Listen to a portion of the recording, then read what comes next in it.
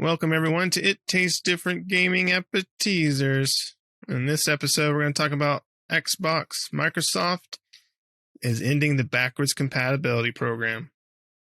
So they did have their 20th anniversary bonanza, and they did release 76 backwards compatible games there at the showcase that they had. But basically, from there, they silently let out that it was a silent one. They silently let out that they are basically ending it due to legal and technical constraints. Silent but deadly. Yep. But the list, I mean, they did add, like I said, 76 games, and there's a lot of cool games on the list. I'm not going to read all 76, but I might point out a few. I might point out a few, and then you guys, if you have any, order. If you guys have any that really jump out to you, some of the ones that kind of jumped out to me as far as ones I've always wanted to play or used to like, Advent Rising.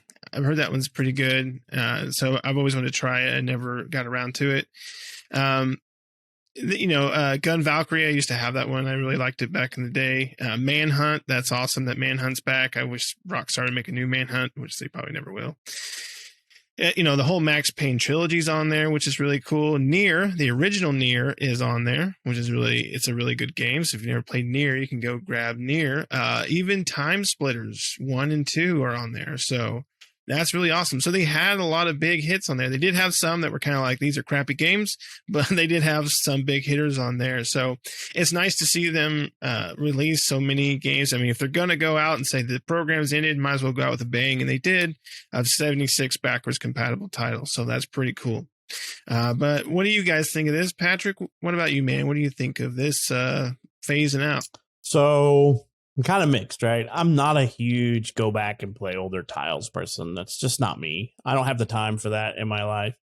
Then the other part of me goes, well, this is kind of a blow for game preservation, right? If they can't keep doing it, because they mentioned it was because of technical and legal issues, like they were running into issues with, legalities of can they do this legally, and then also running into technical limitations of what they can bring back, right? I mean, we're talking about an era of video games, Xbox original to now. So there's a lot of time and technology changes.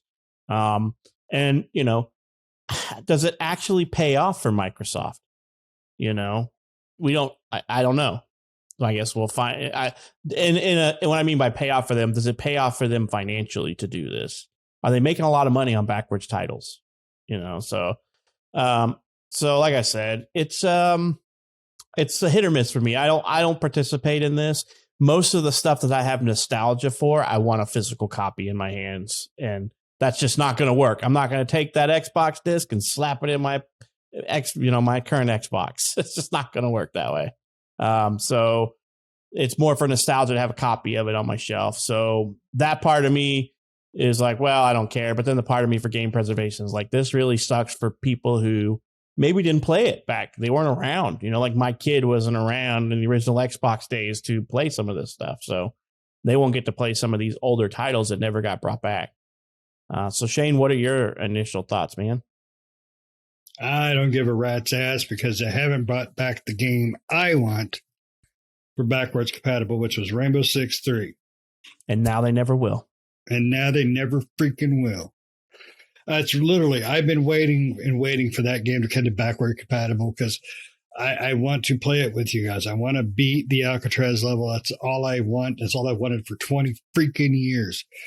And I'm not going to get to do it on backpack. So now I have to go buy an OG Xbox, the damn game. You guys got to go buy one too, which you bastards won't do it. So I'll probably have to buy one for you.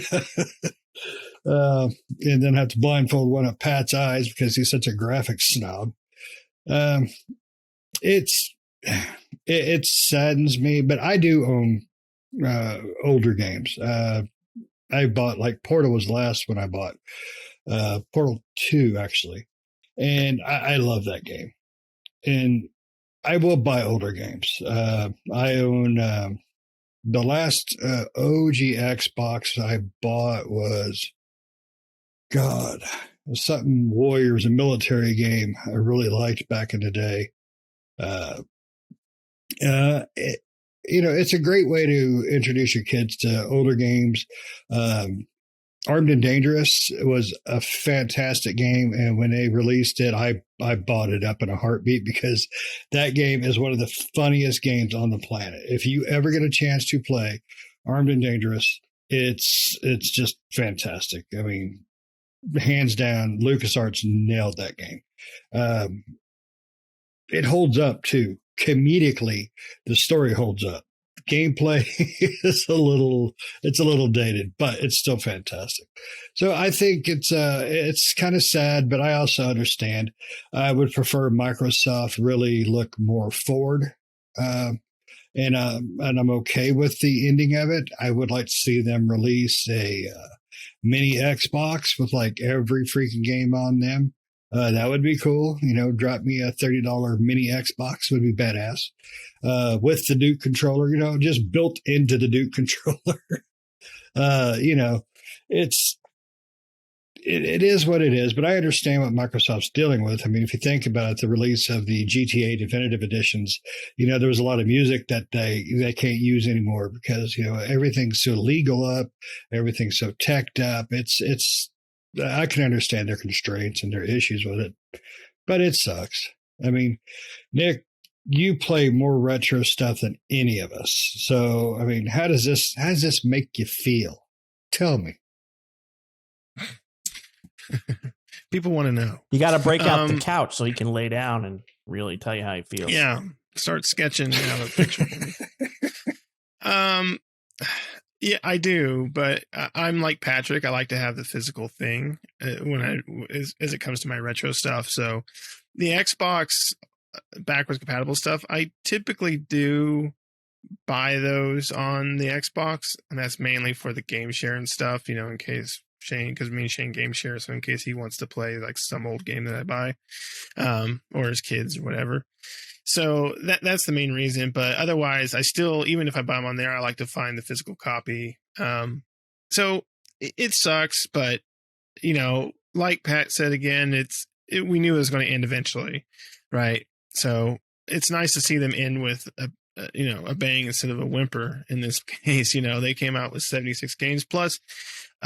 With that, they also have in their 20th anniversary, a lot of old games got the FPS boost.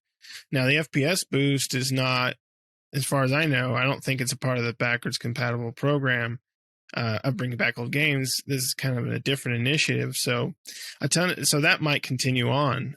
So a lot of games got it, like, Dragon Age Inquisition and Origins and Battlefield 4 and Evil Within 2 and Fable 3 and the Fable Anniversary and the old Gears of War. Titanfall 2 got it, so and among some other games as well. And that FPS boost is a pretty cool little mode they have. So, it is what it is with the backwards compatible stuff. I mean, if you really want to play that stuff, your best bet is to go out and get yourself an Xbox or an Xbox 360 and go pick up the games. As far as collecting goes, I mean, Xbox is not super highly collected as far as the other consoles go. So going out and getting an Xbox and a bunch of 360 games is fairly cheap. Same thing with the original Xbox games. They're not as costly as like PlayStation 2 games, as regular PlayStation games, as like, if you're going to collect for Nintendo or something, you might as well just open up that Scrooge McDuck bank vault, because you're going to need it if you're going to buy any of that crap, because that stuff just never goes down. GameCube is still like $100 for everything. So, yeah, I mean, as far as Xbox games go, they're pretty easy to come by. I mean, you go by any retro store and they're going to have shelves upon shelves of them for like, $5 to $10, right? And you can pretty much pick up whatever you want. So until they become collectible, that's going to suck. But right now, if you're really itching for that stuff, just go out and find yourself a 360 or an Xbox One, or an original Xbox, I should say, and pick those games up. But it does suck that the program's ending. But hey, like Shane said, let's move forward now. Let's go ahead and focus on the future of Xbox and, see what they've got to bring to us. Yeah, that's the real sucky part, right? Is game preservation is, it's just another nail in the coffin for that. But yeah, I don't know why. I mean, I guess I do kind of have an idea why Xbox isn't as collectible. I mean, they're really popular over here in the country we're in. I wonder if the Xbox stuff is more collectible if you go over to like Japan or anything like that. It's not as widely prevalent console. I imagine in the future that's going to change, right? Because I'm sure over here in the States, the majority of Xbox games are sold digitally for Xbox anyway. So I guarantee you that probably means that those are going to become more and more rare, especially some of the lesser known titles or the lesser liked titles. So, but yeah, I buy nothing on the Xbox physical, so but yeah, I buy my retro stuff if I want to own something that I've had as a kid. I don't buy it digitally because I don't plan on playing it. Like, I have really fond memories of a game called General Chaos. I don't want it digitally. I want it physically because it has some memory value to me. I don't want to play that game. I had tons of fun playing that game as a kid, but I don't want to play it now because it sucks. That's in today's standards. I can't go back to that and go, this is fun. My brain's going, this is boring, dude. You played way better stuff, So my brain doesn't work that way. I cannot for the life of me figure out how Nick can go back to Castlevania and play it again. And I'm like, no, I want new. I want something that looks better. I don't want this, this game that it's, 8-bit graphics. I don't want that anymore. So that's just my brain and how my brain operates. But sucks for game preservation. This kind of, to me, says this kind of has a double edge, right? I think it's good for Microsoft that they can end it now because they can take those resources and put them in other places now to do other things, whether it's supporting their current lineup, or supporting what's already out there, supporting the studios. This is good for them. Bad for game preservation, but good for them. And to some extent, good for new gamers because, as Shane said, we want new stuff. So maybe it'll help get new stuff out the door faster. They can do more with more people now. They don't have to hire new people. They just reabsorb those people into new aspects of the company. So good and bad. Yeah. And just to answer your question about, the collectability, like say the ones in Japan, I think there was like 3 sold in Japan of the OG Xbox. So I'm pretty sure those are really collectible. It's a hard thing. I can understand the collectability of the replayability of Castlevania. Side-scrolling 8-bits are still hugely popular. I mean, the new ones are all over the place still. They're graphically, they're prettier, but, they all have the 8-bit feel. But now you whip a game out like a 3D game back at that time, like Armed and Dangerous, like I brought up. That game does not hold up well. The story and the writing in that thing holds up amazing. But the gameplay is so dated. I mean, you feel the date. We reviewed Stubbs the Zombie.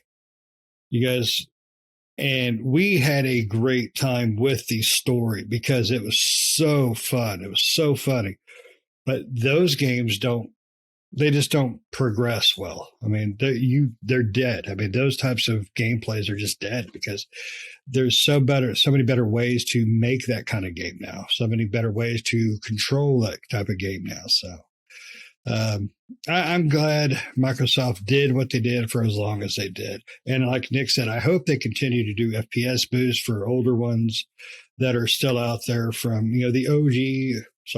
the Xbox One generation that you can still play. Those get frame boost and, things like that. But I want to see Microsoft focus on future. I want to see games like Cinema Saga, games like that really progress more. Big story-driven games, graphically just dominant games. I love that, and I want to see Microsoft do more of that. So if they had to take out their resources from the old and put them into the new, I'm all for it. So let's see what happens. I think Microsoft made a rough decision because I know they touted it a lot, but I don't think it was made in vain. I don't think it was made as simple. It was a tough choice, but they got to do what they got to do. Yeah. For sure. Yep. I agree. It is what it is. So enjoy it. It's there. Mm-hmm. Go buy them. if you go check out the list and these what we're talking about here will be in the description below. So make sure you can check it out. The IGN article has the entire list of backwards compatible games that released during this 20th anniversary and those getting FPS boosts. So if you see one on there you really like, go on the store and grab it. Yep. Do you guys have anything else you want to say about this? Rainbow Six 3, please. Tired of asking. Too late, Shane. Sorry. No, EA can still do it. I mean, how many times have I bought Final Fantasy VIII just for one shitty upgrade where you can see the dude's eyes? I will take a shitty upgrade of Rainbow Six 3. Well, that'd be Ubisoft. So good. Or Ubisoft, excuse me. Your wish might come true, Shane. Don't ask for that. You don't really want that. I don't know, man. I don't know, but they're probably sitting there listening, going, "Oh yeah, we got some suckers on the line. We can milk this sucker out." This is going to be a $70 remaster. They're going to be That's GTA right, no Definitive shit. Edition. Release it for you. Yeah, they'll probably bring it back as Assassin's Creed Rainbow Six 3. Bastards. Mm-hmm. Far Cry 6 3. Far Cry. But all right. Well, thanks everybody for watching. Thanks everybody for listening. Let us know in the comments below. What do you think of this? What do you think of backwards compatibility ending? And what favorite backwards Xbox games, Xbox and Xbox 360 games didn't make the list, like Shane's Rainbow Six 3? What other ones would you wished had been a part of the program? Or any other comment you want to make on it. But thanks for watching. Hit the like button. Make sure you hit the bell for notifications to keep up to date. Make sure you subscribe to the channels. And we'll see y'all next time. Bye-bye, everyone. See ya.